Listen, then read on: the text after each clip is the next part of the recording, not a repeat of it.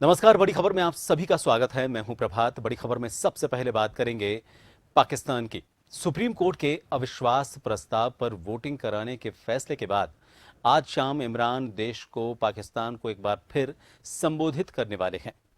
PTI की बात करें तो उसके सांसद फैसल जावेद ने यह ट्वीट करके दावा किया है कि इस दौरान वो बड़ी घोषणा करेंगे। वहीं इमरान सरकार में मंत्री शिरीन मजारी ने ट्वीट किया, ऐसी ने इस फैसले से कानून की आड़ में तख्ता पलट किया है, ये लिखा उन्होंने, और कहा कि यह सब अमेरिकी साजिश का हिस्सा है। दूसरी तरफ सुप्रीम कोर्ट के फैसले के बाद इमरान सरकार के खिलाफ शनिवार को अविश्वास प्रस्ताव पर वोटिंग होगी। नेशनल असेंबली के 6 सूत्री एजेंडे में प्रस्ताव को चौथे नंबर पर रखा गया है। संसद की कार्यवाही शनिवार सुबह 11 बजे शुरू होगी।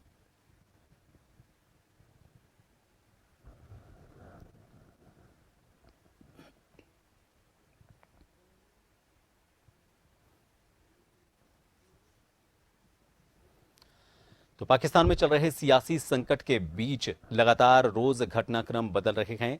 सुप्रीम कोर्ट का जो फैसला आया उसके बाद इमरान खान को एक बड़ा झटका लगा है, लेकिन उसके बावजूद एक बार फिर वो पाकिस्तान की जनता को संबोधित करने जा रहे हैं। पिछली बार जो संबोधन था उसमें उन्होंने अपनी बात सामने रखी, लेकिन सुप्रीम कोर्ट ने जो वहां के डिप्टी स्पीकर थे उनकी तरफ से असेंबली को भंग करने के फैसले को गैर संवैधानिक बताया और इसके साथ ही असेंबली एक बार फिर बहाल हो गई।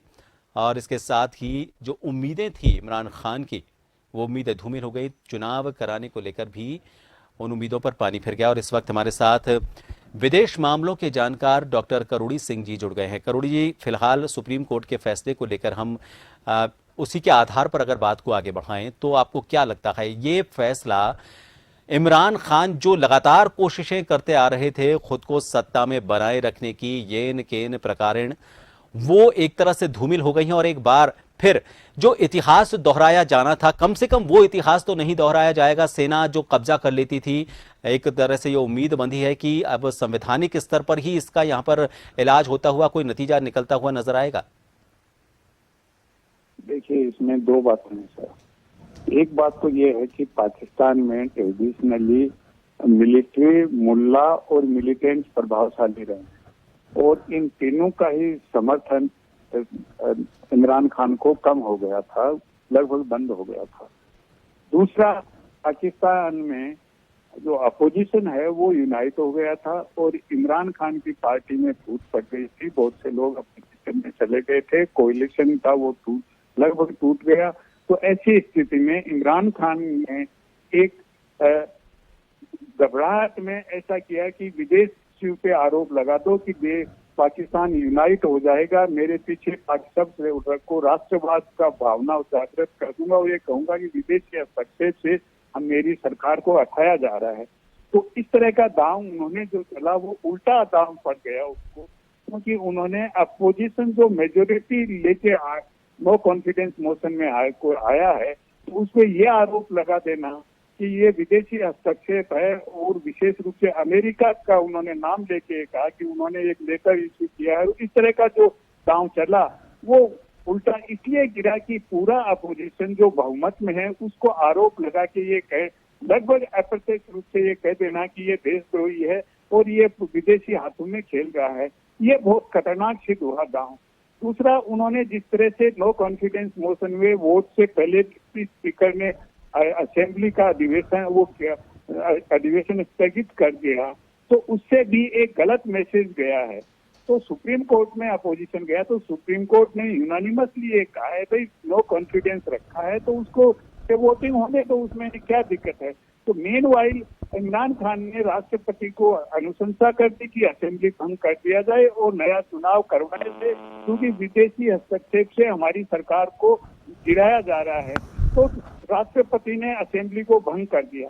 तो इसके अलावा तीन तरह के क्राइसिस पाकिस्तान में अब चल रहे हैं। एक तो आर्थिक संकट तो है पाकिस्तान में जो पहले से चला आ रहा है, फिर राजनीतिक संकट आया और उसके बाद एक संवैधानिक संकट आया। अब संवैधानिक संकट आया तो उसको सर्वोच्च न्यायालय में जाना स्वाभाविक था। तो सर्वोच्च न्यायालय ने जो भी निर्णय लिया है, मुझे लगता है कि ये बहुत ही अच्छा निर्णय, एक बुद्धिमत्तापूर्ण विवेकपूर्ण निर्णय है। और अब जब कल असेंबली का सेशन होगा तो उसमें वोटिंग होगा, तो इमरान सरकार की सरकार गिरना निश्चित है। तो अपोजिशन ये नहीं चाहता था कि वो असेंबली भंग करके नए चुनाव में जाएं, अपोजिशन ये चाहता था कि नई सरकार हम बनाएं। तो अब अपोजिशन किस तरह की कोalition गवर्नमेंट बनाता है, या सरकार बनाता है, या असेंबली को भंग करके नए चुनाव होते हैं। मीनवाइल इमरान खान ने एक और गुगली फेंकी थी कि जो सुप्रीम कोर्ट के पूर्व जज हैं उनके प्रधानमंत्रीत्व में एक सरकार बनाई जाए, तो वो गुगली भी उसके काम नहीं आई। तो इमरान खान मुझे लगता नहीं है कि बहुत श्रूड पॉलिटिशियन है, एक श्रूड पॉलिटिशियन की तरह से बिहेव उन्होंने नहीं किया, एक नौसिखियापन दिखाया राजनीति में, और इससे इमरान खान और उसकी पार्टी को जब भी चुनाव होंगे नुकसान की संभावना ज्यादा है, फायदे की संभावना कुछ कम लग रही है। क्योंकि जो पाकिस्तानी राष्ट्रवाद की भावना उन्होंने जागृत करने की कोशिश की वो सफल नहीं हो पाई है। तो ऐसी स्थिति में मुझे नहीं लगता कि इमरान खान को किसी रूप में फायदा होगा। अपोजिशन को कितना फायदा होगा ये तीन चीजों पे डिपेंड करता है कि मैंने 3M बताए कि मिलिट्री, मुल्ला और मिलिटेंट, तो तीनों का गठजोड़ वहां पे है, तो वो किस रूप में काम करता है, वो अपोजिशन को कितनी मदद करता है, या फिर से सेना किसी रूप में अगर ज्यादा संकट बढ़ता है, संवैधानिक संकट भी तो हो सकता है लेकिन राजनीतिक संकट अभी भी पाकिस्तान में रहेगा। तो अगर राजनीतिक संकट बढ़ता है और किसी तरह की हिंसा की तरफ जाते हैं तो मिलिट्री का आने का संभावना मुझे ज्यादा लग रही है। जी सर। बिल्कुल डॉक्टर साहब, आपने सही कहा। अति राष्ट्रवाद के हमने कई उदाहरण देखे हैं। पाकिस्तान अपने आप में एक उदाहरण नहीं है। रशिया की बात करें या फिर इससे पहले जर्मनी, जब हिटलर वहां पर हुआ करता था, मुसोलिनी वगैरह, ये सभी अति राष्ट्रवाद के उदाहरण रहे हैं। लेकिन चलिए, जो आपने बताया कि अगर मान लीजिए वापस इलेक्शन होते हैं तो जाहिर तौर पर जिस तरह का अभी वहां पर माहौल है, इमरान वापस सरकार में आने की उनकी गुंजाइश कम है। और अगर मान लीजिए इलेक्शन नहीं होते हैं तो जो विपक्ष है उन्होंने शाहबाज शरीफ को अपनी तरफ से प्रधानमंत्री पद का उम्मीदवार घोषित किया है। तो अगर मान लीजिए हालात बदलते हैं और कोई दूसरा प्रधानमंत्री वहां पर पैदा होता है, तो क्या आपको लगता है कि पाकिस्तान में जो अस्थिरता चल रही है, आर्थिक संकट वहां पर चल रहा है, राजनीतिक संकट वहां पर चल रहा है, संवैधानिक संकट वहां पर चल रहा है, इन तीनों का एक साथ समाधान हो जाएगा? और भारत के साथ रिश्तों को लेकर भी मैं आपसे आगे भविष्य में क्या संभावनाएं नजर आती हैं उसके बारे में भी जानना चाहूंगा। देखिए, आपने दो सवाल पूछे हैं कि एक तो पाकिस्तान में अगर नवाज शरीफ के भाई प्रधानमंत्री बनते हैं तो क्या राजनीतिक स्थायित्व बन पाएगा। पाकिस्तान में आज तक किसी प्रधानमंत्री ने अपना कार्यकाल आसानी से पूरा नहीं किया है। उसका कारण यह है कि पाकिस्तान 4 अलग अलग क्षेत्रों का मिक्सचर है। उसमें पंजाबी डोमिनेशन है, हिंदी रीजनलिज्म है, बलूच नेशनलिज्म है एंड पख्तून सेपरेटिज्म है, और इन चारों का मिला जुला है। तो पाकिस्तान में जिस राष्ट्रवाद की हम बात कर रहे हैं, एक पाकिस्तानी राष्ट्रवाद पनप ही नहीं पाया, क्योंकि बलूच नेशनलिज्म इतना स्ट्रॉन्ग है कि पाकिस्तानी नेशनलिज्म उसको पेनिट्रेट नहीं कर पा रहा है। हिंदी रीजनलिज्म इतना स्ट्रॉन्ग है कि पाकिस्तानी राष्ट्रवाद वहाँ उस रूप में नहीं बन पा रहा है। पख्तून वाले सेपरेटिस्ट वो पाकिस्तानी नेशनलिज्म को एक्सेप्ट नहीं करना चाहते। पंजाब भी अपना डोमिनेशन रखना चाहते हैं। पंजाबी ये भी कहते हैं कि उर्दू हमारी लैंग्वेज नहीं है, पंजाबी लैंग्वेज है, तो भाषा को लेके भी वहाँ प्रॉब्लम है। तो जब इस तरह की स्थिति है तो पाकिस्तान में राजनीतिक स्थायित्व बहुत की संभावना मुझे बहुत कम लग रही है। लेकिन पाकिस्तान के सामने अब जो आर्थिक संकट आ रहा है वो राजनीतिक संकट को और गहरा बनाएगा, क्योंकि पहले पाकिस्तान को काफी मदद मिलती थी, विशेष रूप से अमेरिका। जब अमेरिका अफगानिस्तान में था तो पाकिस्तान तालिबान का कार्ड खेल के अमेरिका से खूब मदद ले रहा था। अब पाकिस्तान को कहीं से भी मदद की संभावना नहीं है। सऊदी अरब जो मदद करता था वो भी मदद नहीं कर रहा है। चीन मदद कर रहा है, लेकिन चीन की मदद को लेके बलूचिस्तान वगैरह में जिस तरह का विरोध हो रहा है, क्योंकि बलूचिस्तान वाले ये कह रहे हैं कि हमारे जो नेचुरल रिसोर्सेज हैं उनको पाकिस्तान की सरकार और चीन मिलके एक्सप्लॉइट कर रहे हैं। तो वहाँ बलूच नेशनलिज्म के जो सीपेक है, चाइना पाकिस्तान इकोनॉमिक कॉरिडोर, उसको लेके इतना विरोध हो रहा है कि तो पाकिस्तान में मुझे लग रहा है कि ऐसी स्थिति में राजनीतिक संकट, आर्थिक संकट है वो राजनीतिक संकट को और गहरा करेगा, तो यह स्थिति बनी रहेगी। दूसरा सवाल आपने भारत को लेके पूछा। पाकिस्तान का की स्थापना से ही पाकिस्तान का भविष्य है या पाकिस्तान का जो स्थायित्व है वो भारत विरोधी दृष्टिकोण से रहा है। पाकिस्तान हमेशा ये चाहता है कि वो भारत के साथ समानता करे, पाकिस्तान भारत से पैरिटी रखना चाहता है, जबकि व्यवहारिक दृष्टि से यह है कि पाकिस्तान भारत से बहुत कमजोर है, आर्थिक दृष्टि से, सैनिक दृष्टि से, राजनीतिक प्रभाव की दृष्टि से, और अंतर्राष्ट्रीय राजनीति में पाकिस्तान का वो महत्व नहीं जो भारत का है। लेकिन पाकिस्तान हमेशा ये दावा करता है कि पैरिटी विद पाकिस्तान की भारत के बराबर हैं हम, तो वो पाकिस्तान का क्लेम है, वो पाकिस्तान को एक घुटन भरी स्थिति देता है। तो जब भी पाकिस्तान में संकट आता है वो भारत का कार्ड खेलता है कि भारत पाकिस्तान के लिए खतरा है, और उस खतरे का भय उत्पन्न करके पाकिस्तानी राष्ट्र को मजबूत करना चाहता है, पाकिस्तानी राष्ट्रवाद को बढ़ावा देना चाहता है। तो भय पर आधारित कोई भी राष्ट्रवाद है वो मजबूत नहीं हो सकता, वो जनता की इच्छा, जनता की भावना से होता है। तो भारत विरोधी दृष्टिकोण अपना के अगर हम पाकिस्तानी राष्ट्रवाद को मजबूत करने की कोशिश करेंगे तो वो संभव नहीं है, अंतर्राष्ट्रीय हस्तक्षेप को लेके करेंगे वो भी संभव नहीं है। तो ऐसी स्थिति में अगर सैनिक शासन आता है तो वो भारत के लिए स्थिति और बिगाड़ेगा, भारत पाकिस्तान स्थिति के रिलेशन बिगड़ेंगे। अगर प्रजातांत्रिक सरकार आती है तो मेरे को लगता है कि इतना भारत विरोधी दृष्टिकोण वो नहीं अपनाएगी और भारत के साथ अच्छे रिश्ते बनाने की कोशिश करेगी, ये मुझे लग रहा है। जी चलिए, बहुत बहुत शुक्रिया डॉक्टर साहब हमसे जुड़ने के लिए। तो फिलहाल ये कल देखा जाएगा, कल सुबह 10 बजे जब असेंबली वहां पर शुरू होगी तो उसके बाद अविश्वास प्रस्ताव पर वोटिंग होगी और तब यह तय हो पाएगा कि अब पाकिस्तान का भविष्य क्या है और पाकिस्तान के साथ भारत के रिश्तों का भविष्य क्या है। अगली बड़ी खबर है बेंगलुरु से। बेंगलुरु में 7 स्कूलों को बम से उड़ाने की धमकी मिली है। पुलिस ने विद्यार्थियों को धमकी मिलने के बाद तुरंत स्कूल परिसर से बाहर निकाला। मेल के जरिए बेंगलुरु के 7 स्कूलों को बम से उड़ाने की ये धमकी दी गई। मेल में लिखा था कि आपके स्कूल में बहुत शक्तिशाली बम लगाया गया है, ये मजाक नहीं है, तुरंत पुलिस को इस बारे में खबर दीजिए, देर ना करें। पुलिस ने इन सभी स्कूलों से छात्रों को निकाल लिया। पुलिस टीमें इन स्कूलों में फिलहाल छानबीन कर रही हैं।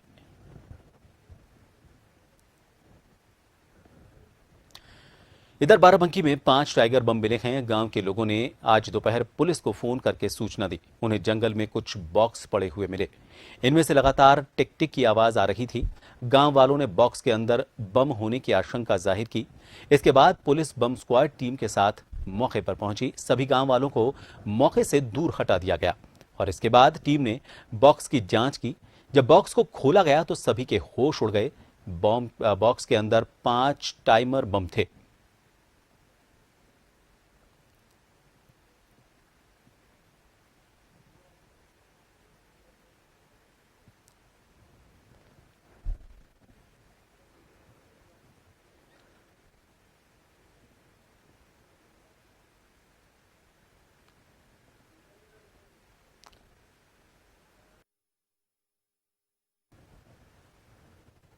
और फिलहाल इस खबर को लेकर अपडेट लेंगे। बाराबंकी से हमारे संवाददाता विजेंद्र सिंह फोन लाइन पर जुड़े हैं। विजेंद्र, फिलहाल इन बम के बारे में क्या जानकारी मिल पाई है?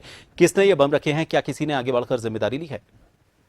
जी प्रभात जी, आपको बता दें ये जो इसकी सूचना नगर कोतवाली अंतर्गत ही आता है, सफेदाबाद रेलवे स्टेशन, उसी के आसपास की घटना है, जहां पर ग्रामीणों ने देखा कि कुछ ऐसी चीजें हैं, संदिग्ध हैं, जिसपे टिक टिक की आवाज भी आ रही थी। तो उनको लगा कि कहीं ना कहीं ये बम है, तो उन्होंने पुलिस को इसकी सूचना दी थी। पुलिस ने मामले को गंभीरता लेते हुए पुलिस अधीक्षक सहित एटीएस और बम निरोधक दस्ता मौके पर पहुंचा और पूरे क्षेत्र को आइसोलेट कर लिया गया है। हालांकि अभी प्रशासन ने ये साफ तौर पर कुछ कहा नहीं कि टाइमर बम था या बम था। हालांकि संदिग्ध 5 चीजें मिली हैं जिनको लोग बम होने का दावा कर रहे हैं। फिलहाल बम निरोधक दस्ता ने आके उसको डिफ्यूज किया, जो भी मटेरियल मिला उसको निष्क्रिय किया है और जांच के लिए सैंपल भेजा गया है। हालांकि प्रशासन ने अभी ऐसा कोई बयान नहीं दिया है कि ये बम था या कुछ और था। जी ब्रिजेंद्र, जिस तरह की मोडस ऑपरेंडी रही है, बम लगाने का जो तरीका है, अगर ये बम निकलता है तो इससे किस तरह की आशंका पुलिस जाहिर कर रही है? अगर ये बम निकलता है तो कौन सा ऐसा संगठन है जो इस तरह से बम बनाता है, या फिर जहां पर ये बम रखा गया है वहां पर वो बम रखता है? क्योंकि हमने देखा है कि नक्सल प्रभावित इलाकों में आईईडी किस तरह से रखे जाते हैं, तो हर गैंग का, हर संगठन का एक अलग तरीका होता है। कुछ आशंकाएं जाहिर की हैं पुलिस ने? पुलिस ने अभी ऐसे आशंकाएं जाहिर नहीं की, हालांकि ये घटना अगर बम निकलता बहुत बड़ी घटना, कि उसी के पास ही रेलवे स्टेशन है, ट्रेनें गुजरती हैं, एक अगर बम निकलता है तो ये बड़ी चूक कही गई, बड़ा हादसा भी हो सकता था अगर ये बम होगा तो।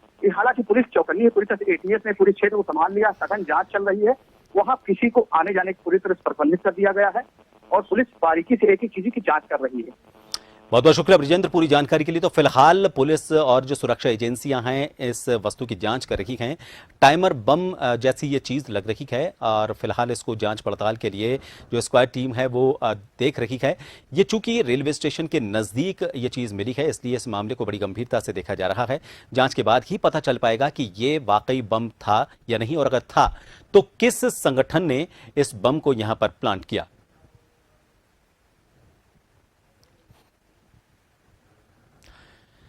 पाकिस्तान की एंटी टेरर कोर्ट ने आतंकी हाफिज सईद को अवैध फंडिंग मामले में 31 साल कैद की सजा सुनाई है। कोर्ट ने हाफिज सईद की सारी संपत्ति को जब्त करने का आदेश देते हुए 3,40,000 पाकिस्तानी रुपए का जुर्माना भी लगाया है। जमात उद दावा यानी कि JUD के प्रमुख हाफिज को संयुक्त राष्ट्र वैश्विक आतंकी घोषित कर चुका है। अमेरिका ने उस पर 10 मिलियन अमेरिकी डॉलर का इनाम रखा है। हाफिज मुंबई में साल 2008 के आतंकी हमले में वांटेड अपराधी है। इस हमले में 161 लोग मारे गए थे।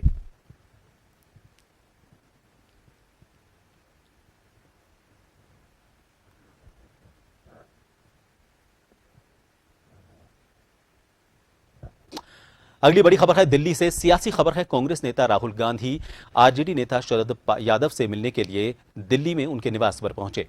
हाल ही में शरद यादव लालू यादव की पार्टी राष्ट्रीय जनता दल में शामिल हुए हैं। जेडीयू से अलग होने के बाद उन्होंने अपनी अलग पार्टी बनाई, लेकिन उसे अपेक्षित कामयाबी नहीं मिली और इसे देखते हुए शरद यादव आरजेडी में शामिल हो गए थे।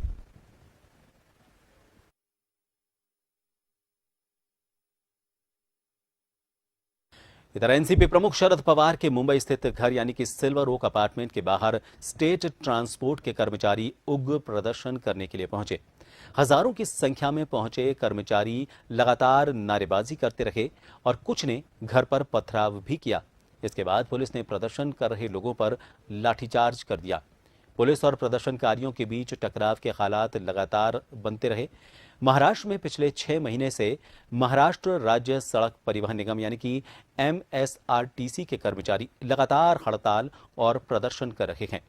बॉम्बे हाई कोर्ट ने उन्हें 15 अप्रैल तक काम पर लौटने का निर्देश दिया है। अदालत ने कहा है कि अगर 15 अप्रैल तक कर्मचारी काम पर नहीं लौटते हैं तो निगम को उन पर कार्रवाई का अधिकार होगा।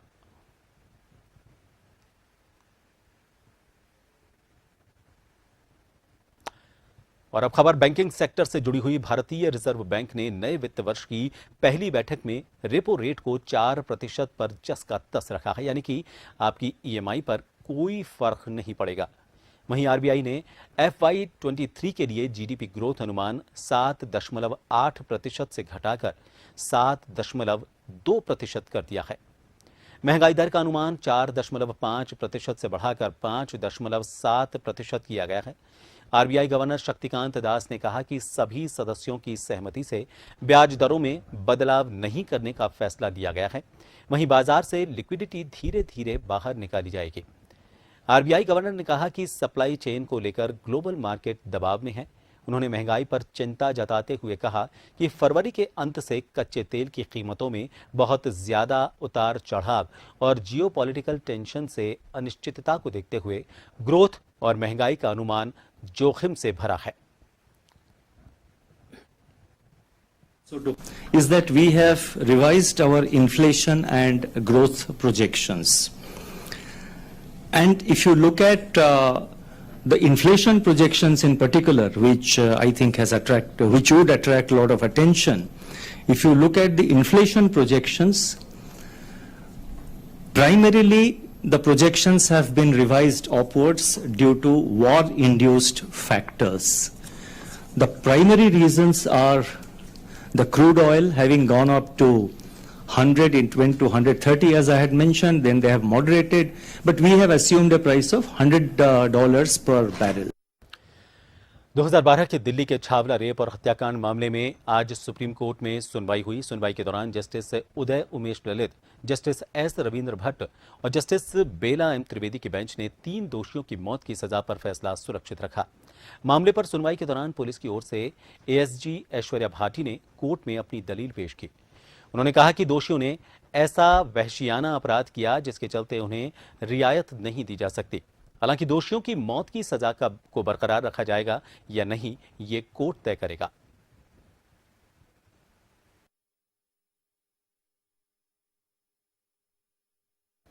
जम्मू कश्मीर के 6 जिलों के 11 जगहों पर राष्ट्रीय जांच एजेंसी ने छापामारी की।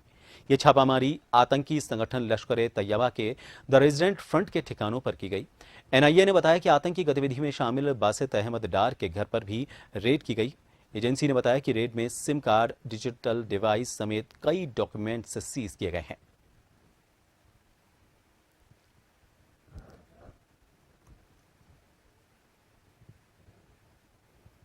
फिलहाल के लिए बड़ी खबर में इतना ही। नमस्कार।